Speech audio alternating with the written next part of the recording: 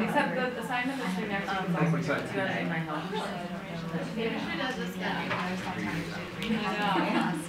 Yeah, maybe that's why she's doing that. Like, if you have multiple things doing one day, I didn't see that. All right, why don't we get started? We can, other people will show up when they show up. I'm going to talk today about exhibits. People are having a hard time. Everybody's been working already this morning, and there's a group meeting across the way, but they'll join us. On the projects, it sounds like everybody is making progress. The memos were all good. The presentations suggest that you're really in pretty good shape for only a third of the way into the course, or even less than a third of the way in. Everybody feels good about that? Okay, good. Announcements. So we talk about exhibits mostly today. And for Friday, if you happen to be in any museums between now and Thursday afternoon, send me some pictures of things that look interesting to you that we might want to talk about. You don't have to do this, but if you're at the RISD Museum or at the Huffenref or any place nearby, I'm going to try an experiment on Friday and see if we can play with these things. So just email me pictures that you think are either very good or very bad or interesting by Friday morning. Okay. Can they be exhibitions you've seen and you Yeah, find an image online? anything you want. But I want to be able to look at the juxtapositions of objects, images, and words. So I have lots of pictures, but always happy to get more and to have pictures other people like too. Next Monday, we're going to start the project that's the assignment that's coming up in a few days, in a few weeks, is to take a chapter of a book about the history of Brown and turn it into a single exhibition panel. And Jane Lancaster, who wrote the book or is in the process of writing that book, will come and talk Monday. And I think she'll talk not just about her interests in what she would do to turn those into assignments, into single-page exhibition panels, but also something about the project of writing a history of Brown. So I'm not sure what she's up to. In class today, I'm sort of playing with the syllabus a little bit. There's this week and next week, I've reordered things a little bit because it seemed to make more sense as I was pulling them together. But mostly going to talk about exhibits today, about why exhibits and how sort of big issues around organizing exhibitions in museums, and then a little bit of a history of exhibitions, mostly because I'm fascinated by it and also because I think it's the case that museums never outgrow their history. Nothing is more popular in museum exhibit people than to go back and say, and this is what exhibits looked like 200 years ago, and we're going to do them again. So there's this fascination with the past, and it seems useful to know about that history. It also suggests that things don't have to be the way they are, which is very important to the museum business. Everyone thinks that it has to be the way it is. A little bit about theories of learning and teaching in exhibits, and then we probably will not get to the exhibit types and challenges, but that'll end up next time. I'm going to talk a lot about exhibits as, here's one way to do it, here's another way to do it. And if you read the Csikszentmihalyi article, he's pretty clear about this. This is not a science, this is an art. You choose what works, you go out and try a lot of different things, you talk to your visitors, you experiment a lot in exhibitions.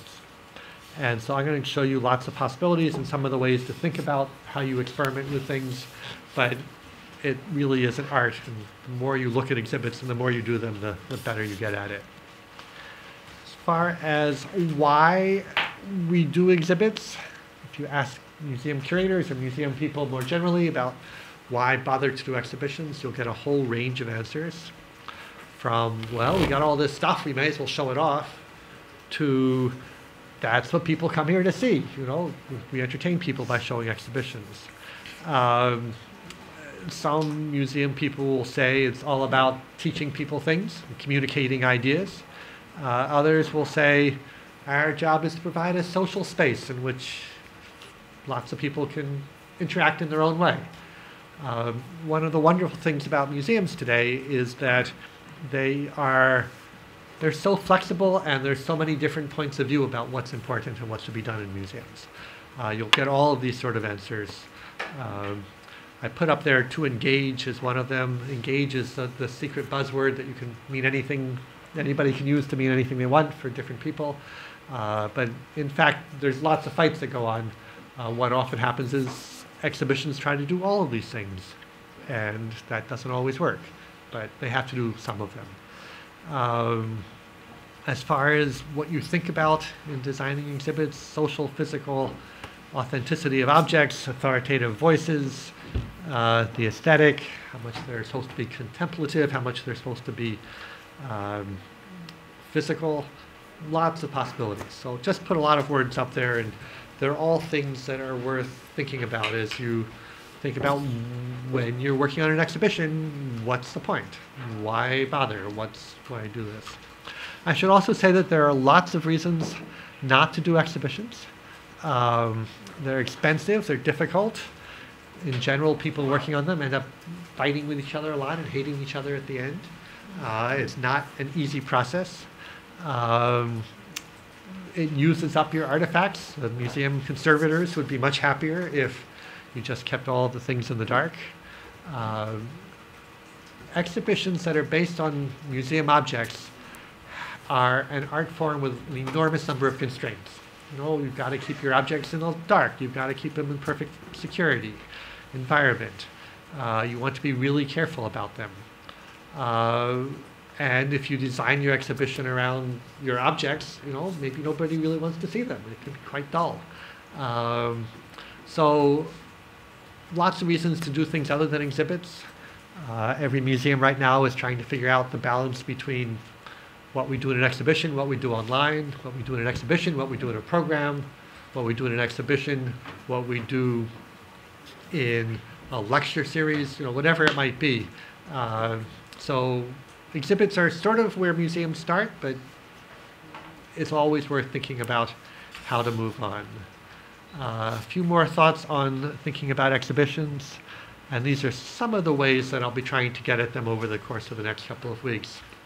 So it's part of the mission. You know, if you're interested in education or community building or any of the things museums say that they're interested in, museum exhibitions are a way to do that. I'll talk more on Wednesday about process. You've got a little taste of project management for the work that you're doing now. A big exhibition can be an enormously complicated project management problem. Challenge. You know, everything from ideas to fundraising to construction to evaluation, those are all things that are part of what you have to worry about. So there's a process. There's also as a product. You know, you've got 1,000 drawings you've got to draw to make a, you know, designer draws. I'll show you some of those. And then finally, when it's done, how is it used? How does the visitor actually interact with whatever you've done in the exhibition? Those are the, you know, things that I'll be getting at. And I thought I would give you the single most useful 2 words that I've come across for thinking about exhibitions. Stephen Greenblatt, who's actually an English professor at Harvard who writes a lot about Shakespeare, wrote an article called Resonance and Wonder, which many of you have read. It's worth reading. It's short, and it's not completely true or completely covers all the possibilities, but he says there's 2 kinds of exhibitions, 2 kinds of ways of showing off objects. And this is something that's sort of a good first step when you look at an exhibition. How are they thinking about resonant objects? How are they thinking about wonderful objects? So resonance objects says, you know, it's an object that evokes a larger world.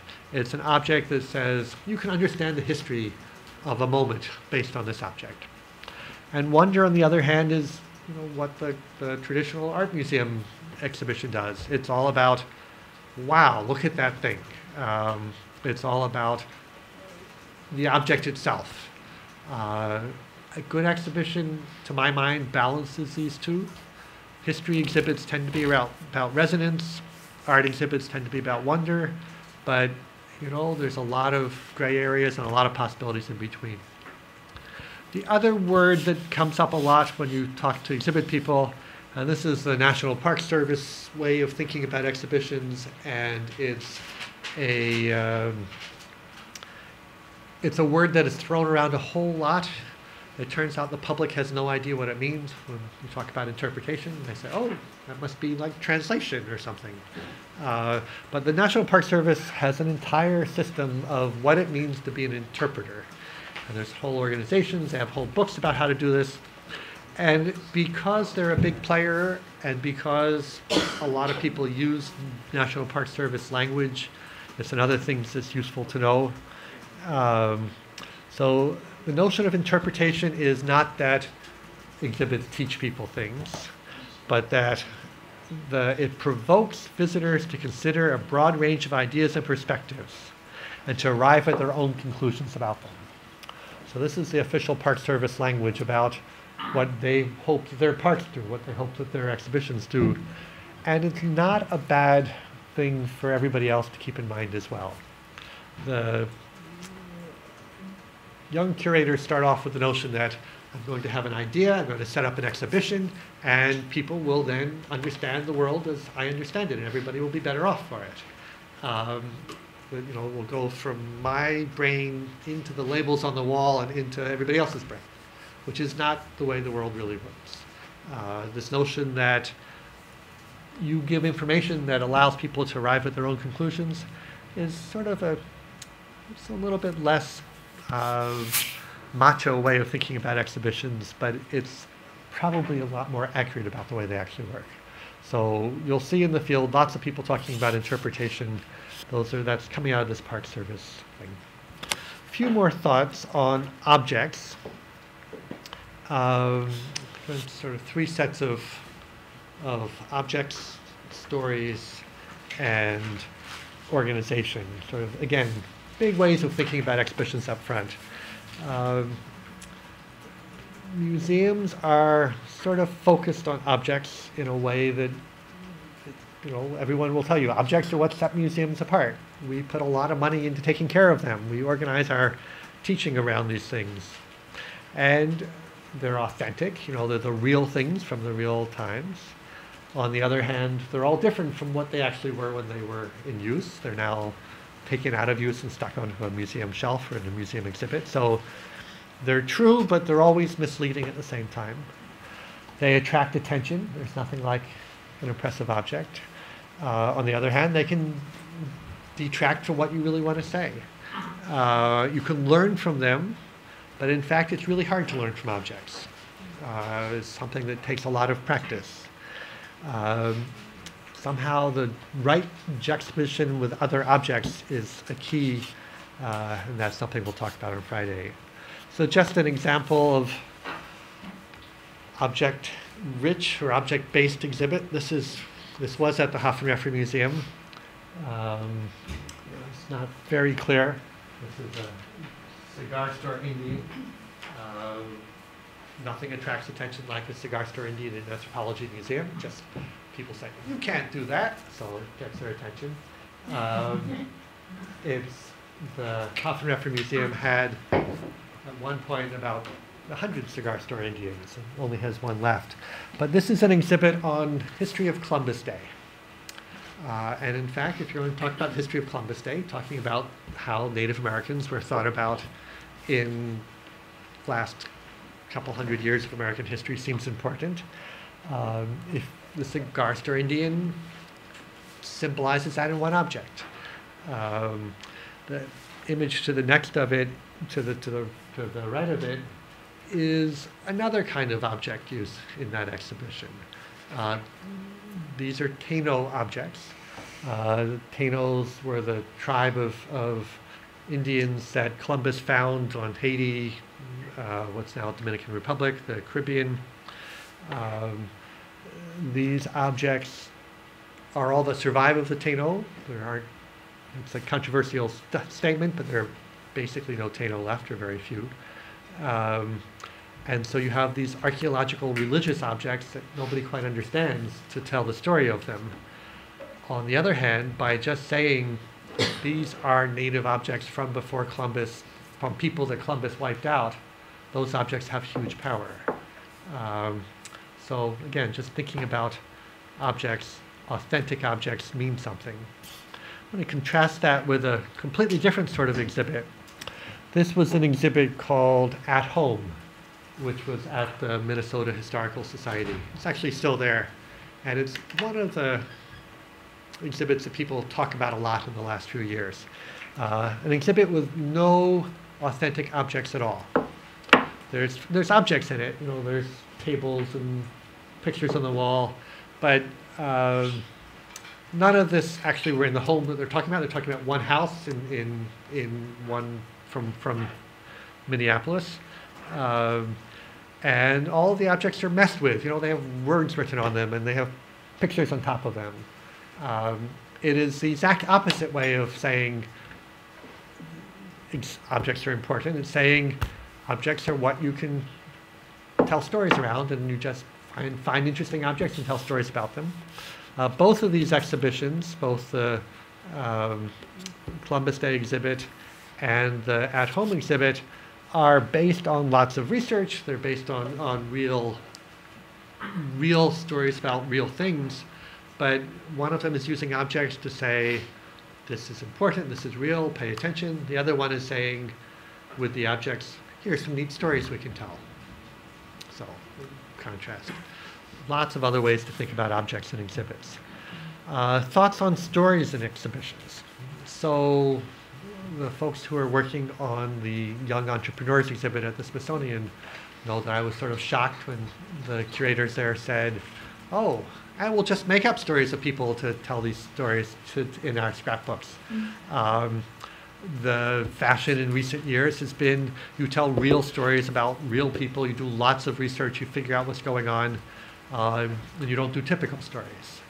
That's the moral of the Lower East Side Tenement Museum, where it turns out you couldn't make up such good stories as they found when they did the research on the real stories. Another way thinking about stories is, do you build your stories on your objects you've got in your collection, or do you go out and find objects to tell the stories you want? Are you telling the stories for their own sake or to make a larger point? And then the big question is, what's the medium that's best for telling those stories? Why do you tell certain stories in a particular way? Another example, this is an exhibit that was at the Hafenwerfer last year, called Facing the Museum. It was based on these what were called ethnographic busts of the races of the world from the American Museum of Natural History that the museum had in its collection. And then also on a series of masks that the museum had in its collection. And the way this was done is very much we've got these things, let's figure out what story they tell and research them to tell interesting stories. So you can see at the top there, one of those busts is, it turns out, a real person. They're all real people. You can find out who they were. So Lady Painted Horse had her plaster cast made when she was at Coney Island. We know stories about that. In the exhibition, we actually found pictures of her. We made her into a real person as much as we could.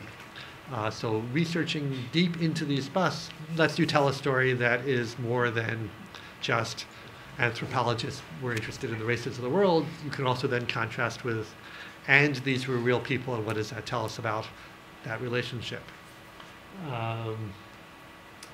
Again, do you tell, so this is sort of deep into one story. This is telling the real story about how they were found, and saying, we've got these things, let's understand where we come from. And then this is sort of the main label that we saw. Again, starting with the objects, researching them deeply, telling stories around them. another way of doing it. Finally, some thoughts on organization. Richard Saul Warman, who's best known for the TED Talks, says there's five ways you can there are only 5 ways of organizing information. I don't know if this is true, but it sort of turns out it's not a bad way to start anyway. I don't know if anybody has any ideas on other ways that aren't included in location, alphabetic, category, chronology, and hierarchy. On a theme? Yeah, that's sort of category, I guess. But theme would be one. Sometimes in an art museum they'll do something aesthetically. Yeah, true. I mean, he'd say that's probably a category. And the problem is his words are so general that category includes everything. But it's useful to think about. History museums, well, just show you some examples. There's been some talk at the History Museum of people doing something around object popularity almost, where they have kind of like a key object that they know like will grab visitors' attention, and then kind of other objects to place with that object that kind of complete that story of that object. Good example. Yeah. Lots of possibilities. So these are just some examples. The chronological exhibit, every history museum starts with timelines. And if you start with a timeline, then you worry about how you break things up. What are your categories? Should you follow the categories that every school kid learns now because the history standards have a set of categories? Is it groups is it eras or is it actual dates? So chronology is sort of, can't go too far wrong. There's a fad lately to do alphabetical exhibitions, which is very odd. This is more Minnesota Historical Society, Minnesota A to Z. A is something like animals to zoos. I forget what it's called. They had some name for it. Yeah, I remember seeing this exhibit, but I don't remember what the A was. And there's the new one that just got done, the Colorado History Museum, can tell the changing times or just the difference between Minnesota and Colorado. It's something like animals to zombies. So they're aiming at a different audience than the fire engine crowd for the Minnesota Historical Society. And then, this is the American Museum of Natural History Dinosaurs exhibit, which is a remarkable show, which is it's all done as a cladogram, which is the way that evolutionary scientists organize animals. And nobody will get it, I don't think, but it's very, very clearly a system of how to organize things. So there's other ways. You can imagine location. Lots of people like to put out maps. The aesthetic categories. But again, there are choices that you make when you organize exhibitions. And thinking about how you use objects, how you use stories, how you organize things is something that's very useful to start with up front. I'm going to move on from that to some history. Again, I like the history because it really, all of these are still alive in some way. And it's useful to know where you came from. So the Cabinet of Curiosity is where museum people like to go back to when they think about their history. It's the notion of that folks who built these cabinets of curiosity had was that they were going to mirror the world. They were going to show what was miraculous in the world and just organize it all without a clear sense of chronology, without a clear sense of order that would come later when you have evolutionary theories or even with Linnaean theories. You would just show. You could explore the world, you could make discoveries in these cabinets of curiosities. They are not about order, they're sort of the opposite of order. And they're just wonderful. Every art museum in the last decade or two has tried to recreate these one way or another as a reaction maybe against too much order in museums. The Bristol Museum apparently made a replica of this print. Yes, I think so. It's in a little box. Yeah. This is the famous one, but there are a dozen images like this that you can find out there that are, again, sort of pre-order. What you do in art galleries is, again, how you organize those. This is the Louvre, 1796. The big question in art museums early on are, is this about individual art or is this about art history? So if you go to art museums now, there's sort of this assumption that it's about art history. You organize things in a way that, by school. Early on, the notion was you'd put two interesting works of art next to each other and you would compare them. And it was all about great masters. It wasn't about schools of art. By the end of the 18th century, by this time, basically the notion is this is a visible history of art. Again, a very chronological organization, but done first by schools. So you have, Italian painting, and then within that chronologically. You would never mix Italian painting and Dutch painting in the same gallery, even though they were the same time. It's a particular kind of art history. In private galleries, you start to have things that are, especially in the scientific ones, you start to have things done in a particular kind of order. And for those of you who read Foucault, as undergraduates, you all know this is what Foucault cares about, is how do you go about making order? How do you show things as a table of showing the sense of the world? So you connect things to a discourse about the nature of the world, connecting to history. And this is the fashion throughout the 18th, 19th century. Places like the British Museum follow and build upon these private collections. In the United States, you have sort of a different, and also in England as well, but especially in the United States. Let me see, these are out of order. Let me go to my favorite museum, the Peel Museum. This is Philadelphia in the 1780s. It sort of goes on through the 1820s or 30s. And here we have sort of the classic example. This is Peel revealing the order of the world. So all the great heroes of America, the portraits along the top, the animals of the world arranged in order according to some sort of theory of progress or of evolution or of change. Peel himself as the maestro, just revealing it all. That's a clear sense of come here, we can explain how the world works. The politics of this are pretty clear. It's about everybody can understand the world, and that you can't change it very much. The world has its order. The museums like the Barnum Museum, which is where the Peel Museum ended up, is very much about entertainment. It's about using objects in interesting ways. It's also very much about letting people figure out for themselves what goes on in the museums. So the Barnum Museum in New York City, 1850s, is all about, is it real? What's going on here? He's showing off things like the Fiji mermaid, or the Quaker giant and giantess.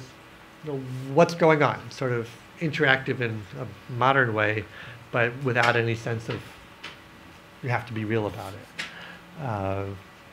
Another trend that's going on in this same period, this is the 1820s, the museum that's now the Peabody Essex Museum up in Salem, Massachusetts. Started off as the East India Marine Society. This is sailors, captains, merchants who are traveling the world, bring back things and put them on display. You can imagine the politics of that. We understand the whole world. We're going to show it off. We're going to show that we've got it all. We're bringing it back. The same thing with Scudder's Museum in New York, a place to see the exotic. Museum that I'm sort of fascinated by, the Naval Lyceum in New York, does the same thing. It's about bringing back things to show off.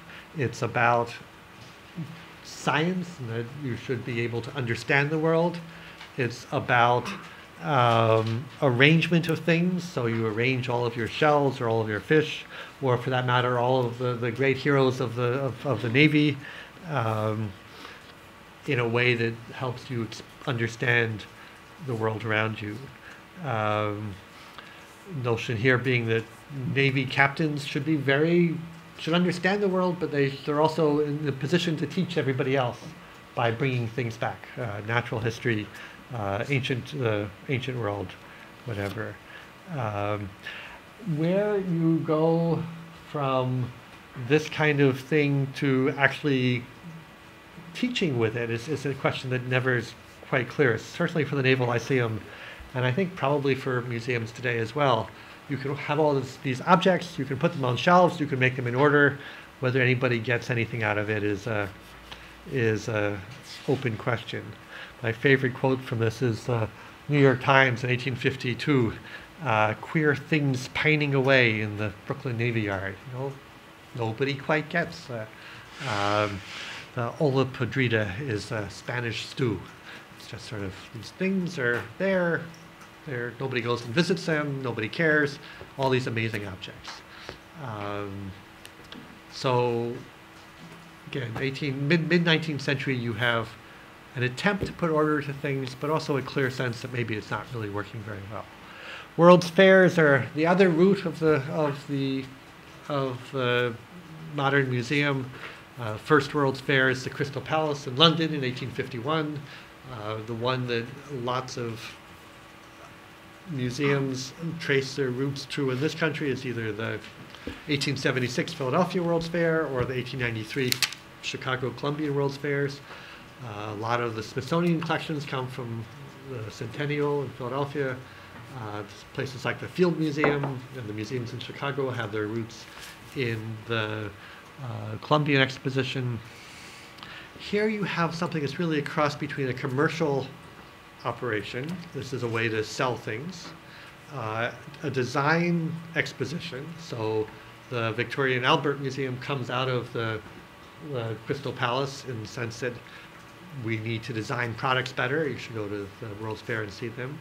And also a way of doing national history comes out of these places as well. The 1876 World's Fair is based on, it's the centennial, lots of exhibitions of history. From those, you get things like the Smithsonian, the National Museum, which is all about order and collections and display. An odd sense of order, in the sense that this is maritime exhibition, and it's mostly about an order of primitive to least primitive. They're all sort of thrown together there. Also a clear sense of this is a democratic thing. Museums have this very strong feeling that they should be open on weekends so that the working classes can come and see them. The Smithsonian very clearly feels that way about what it's supposed to be doing. The goals, the National Museum, this is from George Brown Goode, 1890s. Advancement of learning, public accessibility, and systematic arrangement. Other words that he uses are rational, recreation, and moral uplift. And my guess is you can find those same set of words, probably not quite so boldly spoken, but in a similar way, in the way a lot of people think about museums today. Just one more example of the sort of things that Goode did. This is the progress of textiles, from the most primitive to the most advanced. So you start up here, a synoptic series of inventions, spindles, shuttles, and looms. There are dozens and dozens of these kind of cases of different topics. And interesting thing to me is that it's not, say, American textiles machinery from beginning to end. You sort of mix and match textile devices from around the world. What you decide is the most primitive or least primitive. So this might be from New Guinea, this might be from Sweden, this might be from the United States, but it's just the sense of mankind as a whole develops, becomes more advanced. An odd idea about chronological change or change over time. These objects may in fact not be any more modern than some of the others, but more advanced in some way. So again, how you organize things tells you a lot about the stories you want to tell.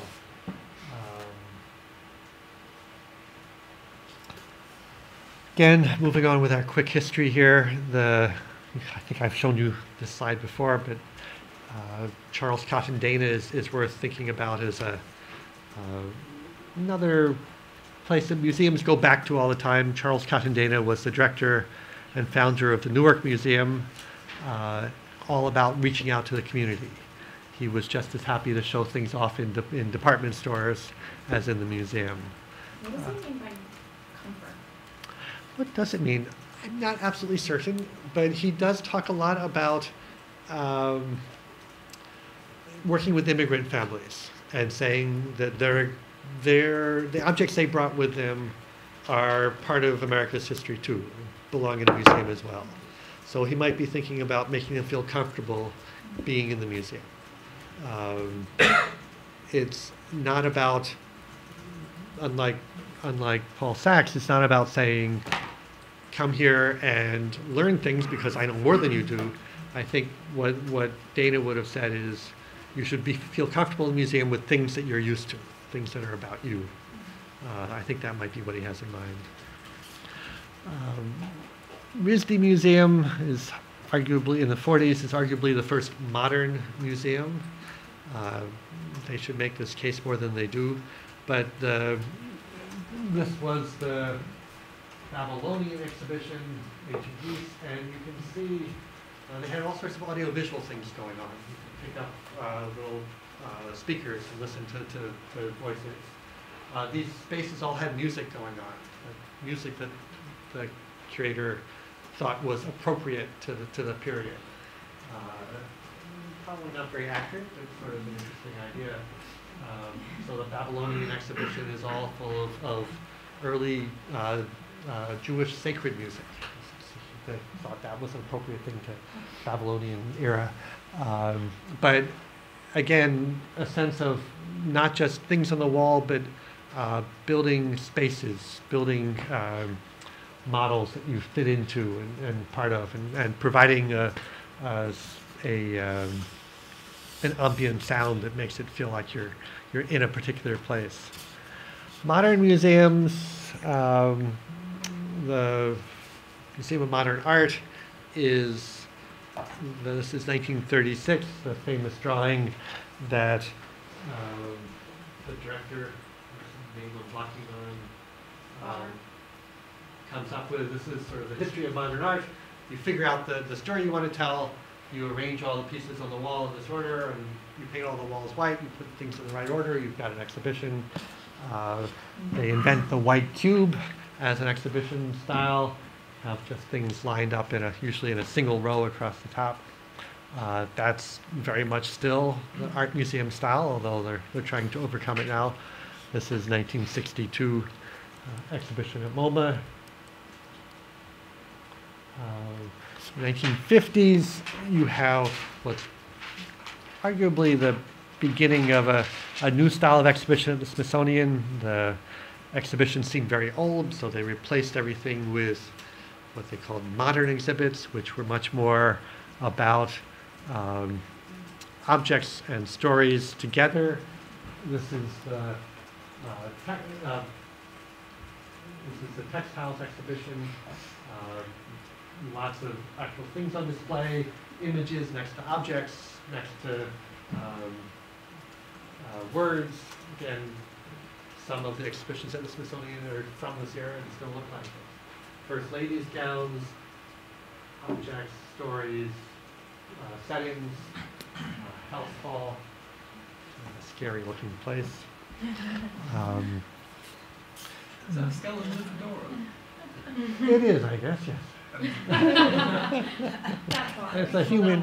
I don't think it's really got a hat on yet. It is it's a plexiglass kind of human something with a skeleton in the center.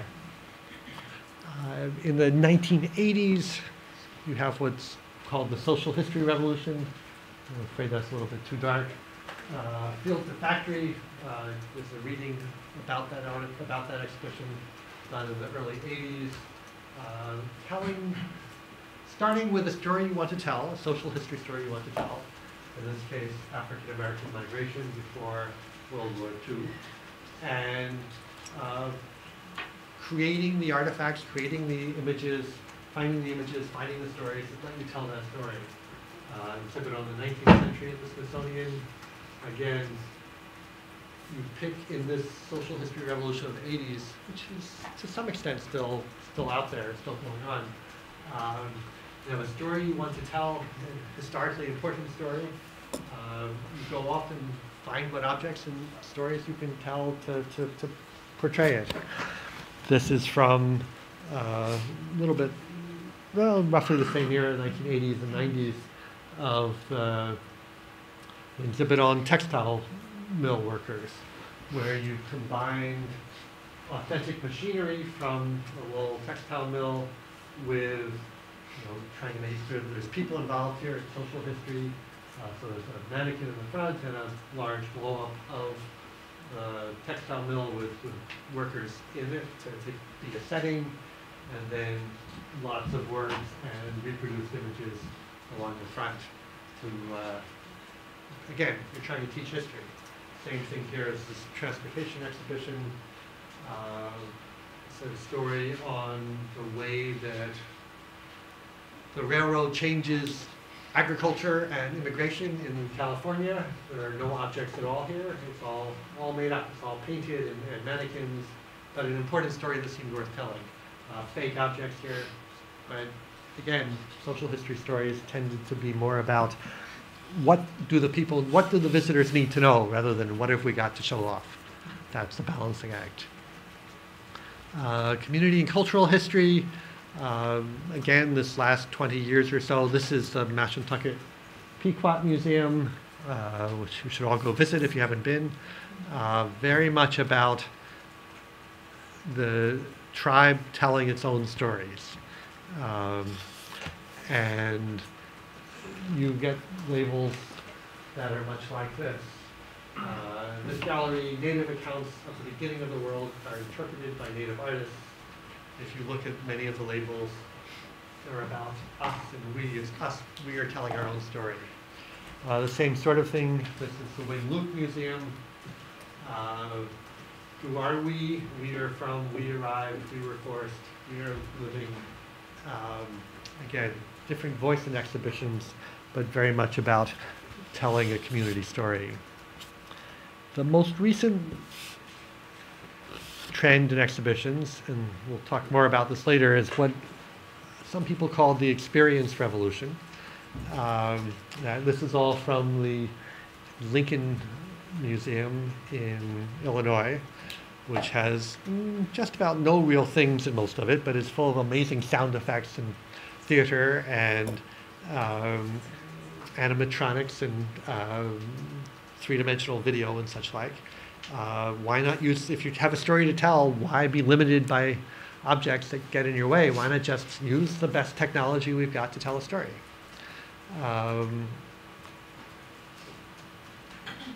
I guess one answer is sure, and the other is why is this a museum, or what are you losing by not having objects, by making it so Hollywood?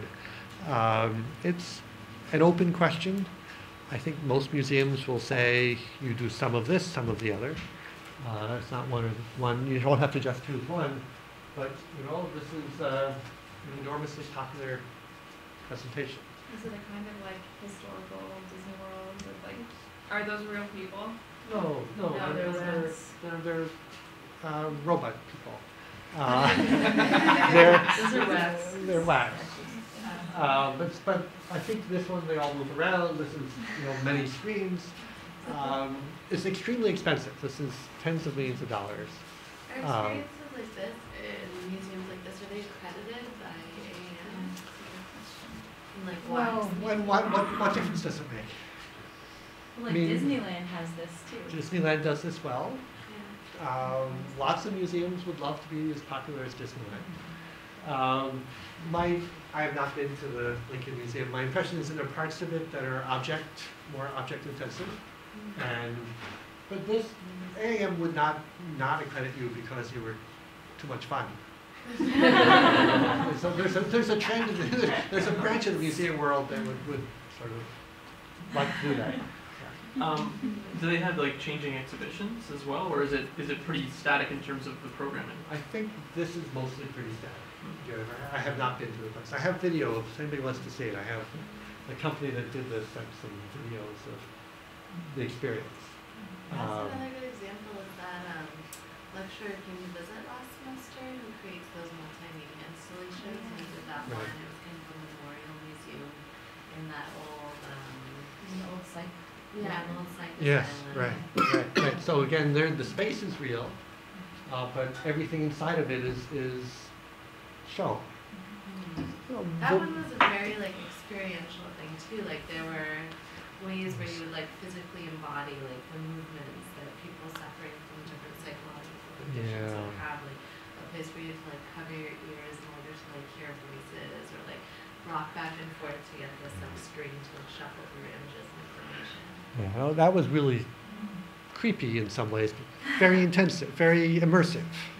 Which is what they would describe this as being in some ways too. I will put a link up on the website to that Italian to the designer, because it was very interesting. What do you think about the combination of the two? Last year I was at the LBJ Presidential Library Museum, and they have this really odd animatronic version of LBJ in a cowboy outfit hanging out at a fence telling jokes. But that's like the only sort of modern thing, and the rest of it's very, the presidential ladies all lined up in their frames, and like everything else was very sort of traditional, and then they had this weird, like modern thing. So what the designer probably said was, you have a whole lot of different kinds of audiences here. You've got a lot of kids who will find this appealing, and you don't have to be consistent across your museum. Let's do a little bit of something for everyone, which can sometimes work or can sometimes just look like it's incoherent. But the thing about, when you think about this, audiences are diverse and don't learn the same way and expect different things, and why shouldn't the museum have that as well? Yeah. The museum in Washington, D.C., I think does a really good job with that, having like very different levels to appeal to all different audiences. They have a bizarre 4D movie where the seats move and it's a history of the news, but the kids just love that. And then there are also really intense panels, and then there are some more formal documentaries, and it's an interesting mix. Yeah. There's lots of possibilities. Again, one of the things that makes museums so interesting is that you can do all of these different things. And the museum is an interesting example. It can feel overwhelming, but there's something there that will appeal to all their different audiences. How to do that without scaring away some of your audiences is sometimes a challenge. It's also for profit, and it's kind of expensive. Yeah, it's not really for profit, but it is very expensive. All of these get very expensive and don't last very long either. This will feel out of date and not very interesting 10 years after it's done. And it's very hard to find another $20 or $30 million to do it over. Yeah. And think about the financial thing. I mean, most museums in the US, you pay to go in, right?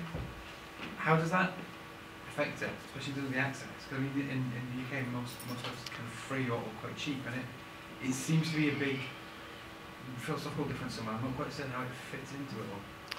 It's a really interesting question. The U.S. museums are there's so many ways that their funding comes from. So this will have a lot of state money involved. This will probably have local development, economic development funds, because it will bring tourists in. It will have rich donors who really like Lincoln and want to encourage it. And it'll have probably $20 a person to get in. So there's no single source of funding. And part of what's going on maybe is that you want to appeal to all those different, not just the different visitors, but the different funders as well. if you look at the British museums and American museums, in fact, they look very similar and are done by the same people oftentimes. So it may not matter all that much whether it's free or not. The same designers, the same big design firms that design a place like this will do exhibits in London, in England. Except that most people I know, like that I grew up with their families wouldn't be able to afford to take them $25 a piece to the MFA, for instance. Right. Whereas not families could Yeah. afford to go to a free museum. Right. And so you have the national museums in the U.S. are free in Washington. Some state museums are free, some aren't. Or you do things like they're free on certain days, or free to people. So the Peabody Essex Museum is free if you live in Salem. It turns out that art museums make almost all museums make a tiny fraction of what they need to run based on the gate.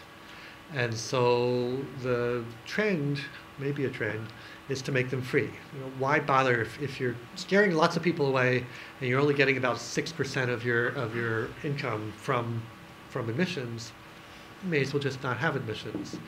The place that's just done this and will be very interesting to watch is the Dallas Museum of Art. New director came in and said, we're not going to charge admission anymore. We're not going to have this kind of membership. We're going to have a new kind of membership that you become a member of the team somehow, and you can do, the more things you do, the more privileges you get. Our goal is to get more people to come back. And by doing that, we'll get more money because rich people will like us and contribute more money, and maybe the city and the state will kick in some funding. Yeah, and it's worth looking at. The new director there has been very outspoken about what's wrong with the model of charging for admissions. It just doesn't bring in enough money for the number of people it scares away, unless you're a place like the museum where it's an important part of their funding.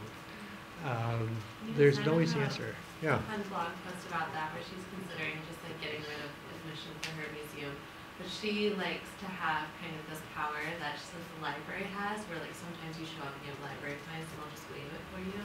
And it's like this extra moment that like makes you feel like you're so wanted by your love. And so she loves like having the power. Nice. She's like, oh, don't worry about it. I got you. But that assumes you're going to. Yeah, you let your friends in. Museum. I mean, the Santa Cruz Museum, which is a fascinating place, Santa Cruz Museum of Art and History, run by Nina Simon, decided not to be free because when they tried to be free, all the homeless people just stayed there all day. And that, while they would like to have people to help the homeless people out, in fact, it scared everybody else off. So they came up with some way of dealing with that made it free for some of the time, perhaps. I forget the details. It was on her blog, Museum 2.0 blog. But it's a tricky issue of what to do with admissions. You want to be there for the people. You want to be available. You want to be open. On the other hand, you've got to pay your staff. What about like the Natural History Museum in New York, which has the like $26 to get in, but it's actually free if It's you free. want it to be? Yeah, like it's- it's a suggested Yeah. donation, but Yes. you get to like move to the head of the line. Like you're served first if you pay the $26, but you stay in line. Or the Metropolitan And Museum. that is like Now, see, there's the reason there is that it's those museums are based on city property, and part of the original arrangement was everybody can get in for free. And you have to know, it does say $26 if you just walk in, and then fine print on the bottom that says, or whatever you want to pay. Fair enough. There are lots of models. This is a real problem. This whole history of museums is about either being for the people or being useful for teaching people. It's hard to do that if you're I just have charging them never too much. understood how like museums that are public trust museums or whatever can double dip, because it's already being funded by tax money that your Right. taxpayers are paying, and then you are paying to get into the museum for which you've already funded. I guess the answer is that they need the money and people are willing to pay. But it's a fair concern. If you look at I'll pull together for next week some budgets from museums. You can see the percentage of funds that come in, by people paying at the door, And it's very low. On the other hand, do you really want to lay off 20% of your staff because you cut off funds? There's also something to be said, this is the Smithsonian's problem, is if you're free, you don't seem like you're worth very much. And the visitors that are there don't seem important to the museum. So if you're a museum that depends on attracting people, it's sort of, you spend some time making the place attractive. You give the people what they want. If you're the Smithsonian and 10 million people are going to come no matter what you do, and those people are just going to, you know, make the place dirty and get in the way, you don't have a very good sense of you want to give them, you want to appeal to them. And so there's that challenge too. Anyway, should quit there. Thank you very much. And more on Wednesday. What do you guys know about?